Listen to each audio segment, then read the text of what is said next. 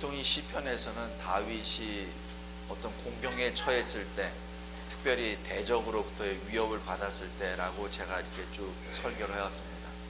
오늘 71편에서는 물론 그러한 일도 있겠지만은 오늘은 나이가 들어 늙어서 몸이 아프고 또 몸에 힘이 빠지고 또 기억력도 빠지고 이해력도 떨어지고, 그래서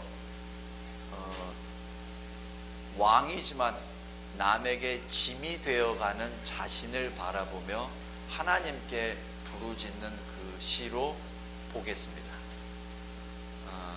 제가 전에는 그렇게 안 봤는데 저도 이제 나이가 들어가니까 그런 눈이 이렇게 서서히 보이더라고요. 그래서 오늘 이 71편은 지금 저에 대한 이야기로 풀어나가겠습니다. 오해하지 마십시오. 제가 언뜻 자칫 이게 설교하다 보면은 표적 설교라고 해가지고 나한테 얘기한 거야 막 이렇게 얘기하는 분들이 가끔가다 있어요. 근데 오늘 71편에 제가 지금부터 설교하는 내용은 누구를 표적 설교를 한 것이 아니라 저 자신을 향해서 지금 고백하는 겁니다. 여기 1절 보십시오. 여호와여 내가 주께 피하옵니다. 내가 영원히 수치를 당하게 하지 마소서. 나이가 늙다 보면은 사실 사람들이 떨어져 나갑니다. 전에는 무엇이 있을 때는 사람들이 모입니다. 그러나 나이 들어 하나씩 떨어져 나갑니다. 그리고 사람들이 점점 없어집니다. 만나는 사람들이 점점 없어져요. 전화를 하면은 반갑게 얘기하다가 그 다음 두 번째 전화하면은 왠지 전화를 안 받습니다. 어쩌다가 한번 전화를 하면은 받고선 죄송합니다 라고 하면서 끊어버립니다. 사실 아무것도 얘기 안 했는데, 왜냐하면 늙어가는 그 자체가 상대에게 부담이 되고 짐이 된다는 것을 의미합니다. 오늘 여기 1절에서 말하는 것은 하나님, 늙어가며 내가 다른 사람에게 짐이 되므로 내가 자꾸 홀로 되어 있는데 내가 피할 곳은 주님밖에 없습니다. 내가 그러한 수치를 당하지 않도록 하옵소서. 내가 주님 앞에 서는 그 순간까지 그러한 수치는 당하지 않게 하옵소서. 6절에 보면은 하나님, 나에게 주신 이 믿음대로 어렸을 적부터 그 믿음대로 살게 하옵소서. 내가 호흡이 남아있는 그 순간까지 내가 언제나 주를 찬송하게 하옵소서. 9절에 보십시오. 늙을 때 나를 버리지 마옵소서. 여기서 이 표현을 왜 웨슬리 목사님 아시죠? 감리교회를 세웠었던 웨슬리 목사님이 89세에 소천하셨는데 86세, 그러니까 죽기 3년 전에 이런 글을 남겼습니다. 그걸 제가 보고선 제가 많이 위로를 받았습니다. 대단히 큰 거장 목사님입니다. 우리 여기 찬송가 보면 웨슬리의 곡이 굉장히 많아요. 물론 우리 교단은 아니지만 그 감리교의 어떤 그 교리나 이 정치적인 모든 것을 저는 따를 수는 없으나, 그러나 그 웨슬리에 대한 그 웨슬리 자체에는 신실한 그리스도인 크리스천입니다. 그분이 3년 전, 죽기 3년 전에 이런 고백을 했다고 합니다. 하나님, 내가 이해력이 떨어져서 고집쟁이가 되지 않게 하옵소서. 건강이 나빠져서 그 고통 때문에 자꾸 다른 사람들에게 불평하고 내 아픈 것을 푸념하고 그로 인하여 사람들에게 짐이 되지 않게 하옵소서. 사실 이 두 가지가 저에게 많이 와닿습니다. 왜냐하면 나이가 들면은 철저히 이 이해력이 떨어지는 것은 사실입니다. 떨어지다 보니까 과거에 내가 가지고 있었던 어떤 사고방식, 거기에 내가 자꾸 나 자신을 묶어둡니다. 누가 뭐라고 얘기하면 팍 튕겨버려요. 내가 80평생을 살아, 내가 60평생 동안 살아, 너는 아직 머리에 피도 안 마른, 이렇게 얘기해버려요. 변화되는 어떤 변화나 발전에 대하여 거부를 해버리죠. 그거는 굉장히 자연스러운 현상 같습니다. 왜냐하면 이 뇌가 자꾸 이 변화를 받아들이지 못하기 때문에 그렇습니다. 그리고 두 번째, 육신이 아프면 나만 아픈 것 같아. 그리고 내가 아픈 것이 사실 죄 때문에 아픈 건데, 궁극적으로 보면 죄 때문에 흙으로 돌아가는 거니까 그 과정인데, 꼭 다른 사람 때문에 내가 아픈 것처럼 짜증을 계속 내요. 그리고 나만 아파서 나만 부르짖는 것 같아. 다른 사람들은 안 아픈데.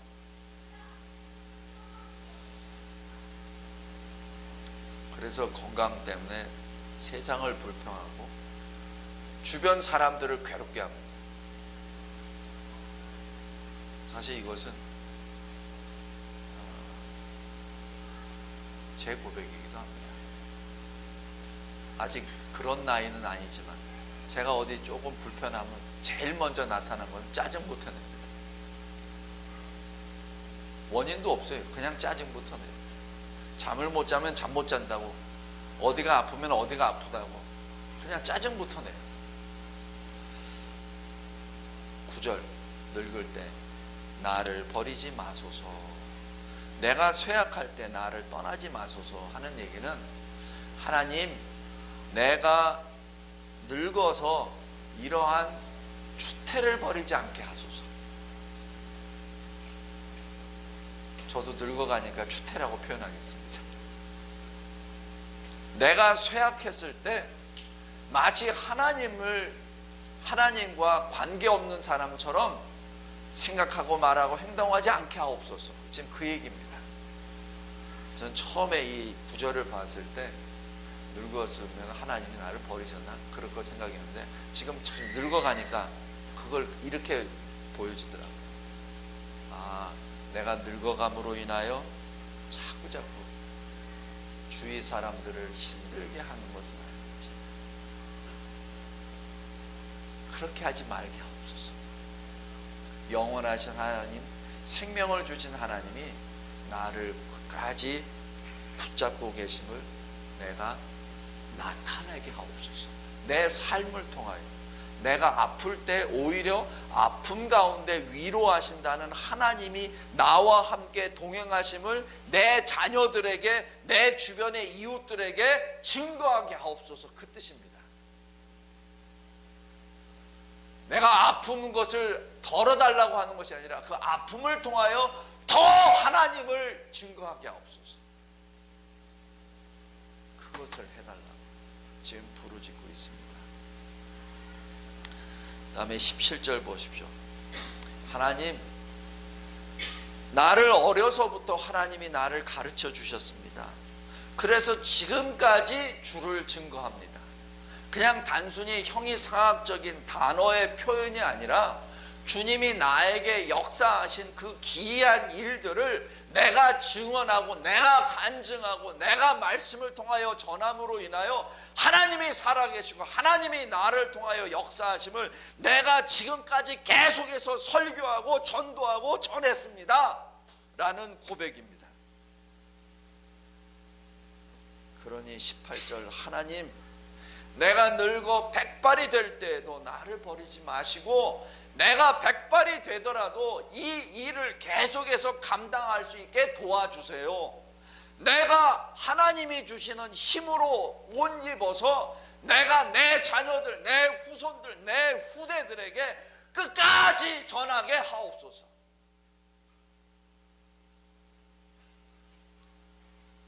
성도 여러분, 이 기도 꼭 기억하시기 바랍니다. 다윗이 늙어가면서 죽음 앞에, 죽음의 문에 섰을 때 자기들을 휩싸고 있는, 자기 자신을 휩쓸고 있는 그 많은 고통과 위협과 허무와 어떤 그런 것들로부터 하나님 나를 지켜주셔서 내가 내 인생을 통하여 내가 만난 주님을 계속해서 전하게 하옵소서. 특히 내 자녀들에게 전하게 하옵소서. 그리하여 내 자녀들이 실족하지 않게 하여 주시고 내 손주들에게 전하게 하옵소서. 그리고 내 이웃들에게 전하게 하옵소서. 그리고 이 간증이, 이 전함이, 이 전도가, 이 선교가 땅끝까지 가게 하옵소서라고 하는 겁니다. 그러니 하나님, 내가 이 일을 할 수 있도록 나를 버리지 마시고 나를 붙잡아 주세요 하는 겁니다. 구원에 대한 확신이 없는 것이 아니라 구원에 대한 확신이 있기에 나를 끝까지 힘있게 붙잡아 사용해 달라고 지금 부르짖는 겁니다.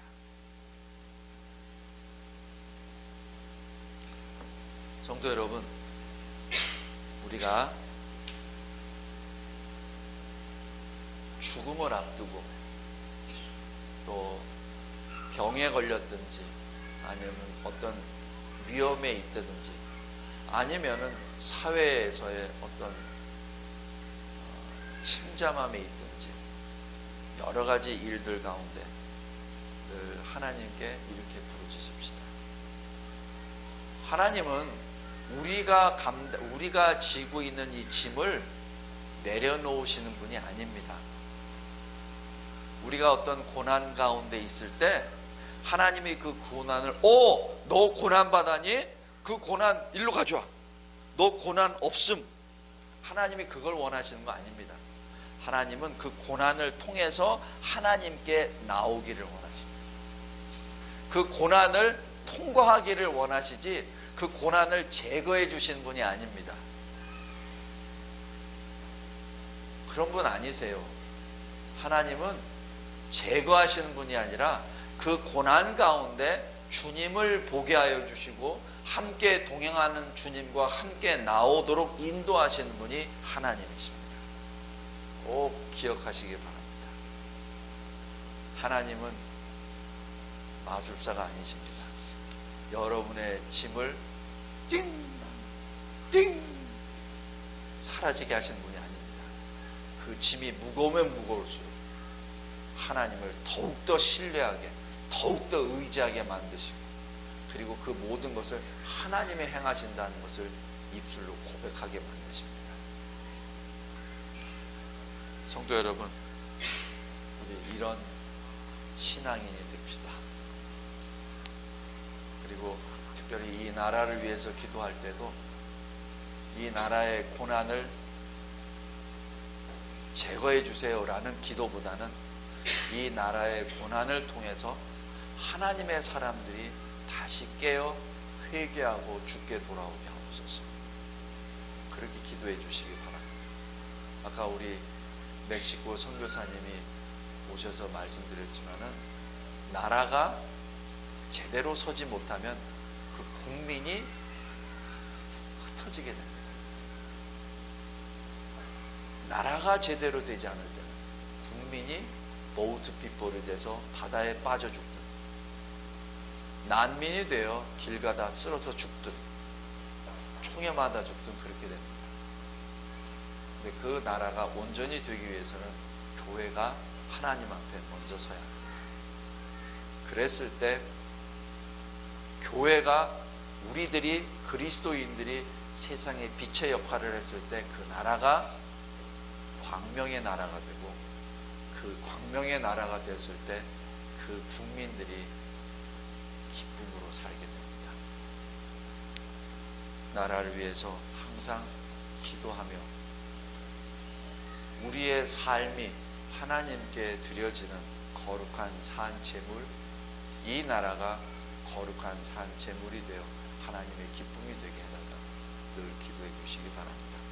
기도하겠습니다. 하나님 아버지 감사합니다. 어쩔 수 없이 나이가 들어 늙어가고 있는 이 시편 기자를 통하여 우리가 어떻게 죽음을 준비하고 늙음을 준비하고 그 늙음에 따라 우리가 어떻게 살아야 되는지 가르쳐 주시는 은혜에 진심으로 감사합니다. 주님, 우리가 어려움을 당할 때 그 어려움 가운데 더욱더 주를 찬양하고 주를 증거하게 하옵소서.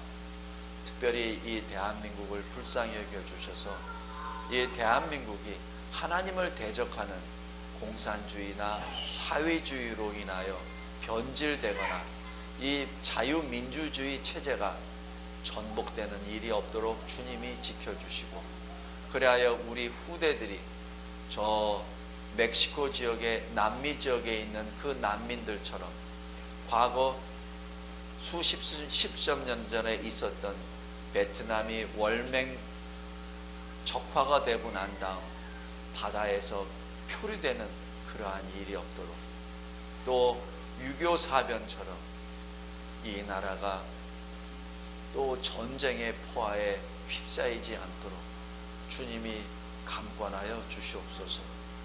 아버지 하나님, 이 역사의 벽보를 통하여 이 교회가 어떻게 서야 되는지 늘 끊임없이 보게 하옵소서. 특별히 대한민국은 하나님이 세우신 나라입니다. 이 대한민국을 세우시기 위하여 대한민국 이 조선이 멸망하기 전에 25년 전에 하나님께서는 미국으로부터 선교사를 보내주시어 대한민국의 건국을 다시 초석을 세워주셨나이다. 아버지, 이 나라는 하나님의 것입니다. 하나님 지켜주시옵소서. 우리가 누리고 있는 이 자유와 우리가 누리고 있는 예배의 감격을 우리 자녀들, 우리 다음 세대들, 그 다음 세대들이 우리 주 예수 그리스도께서 다시 오시는 그 순간까지 계속 누리게 하옵소서.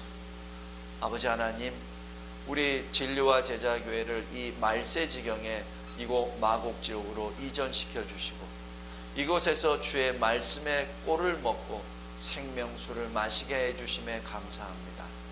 우리가 먹고 마신 이 생명의 말씀을 온 세상 앞에 주변 사람들에게 전하는 자 되게 하여 주시고, 아버지 하나님, 지식의 창고 머리에다가만 쌓아두지 않게 하여 주시고, 우리가 받은 이 생명의 말씀을 세상에 전파하는 전도자가, 선교사가 되게 하옵소서. 말로, 입으로, 입술로 전하는 자가 아니라 우리의 삶으로 전하게 하옵소서. 그리하여 우리 삶 자체가 거룩한 예배가 되게 하여 주시고, 우리를 바라보며 하나님께서 살아계심을 보게 하여 주시고, 우리를 통하여 크리스찬, 그리스도인을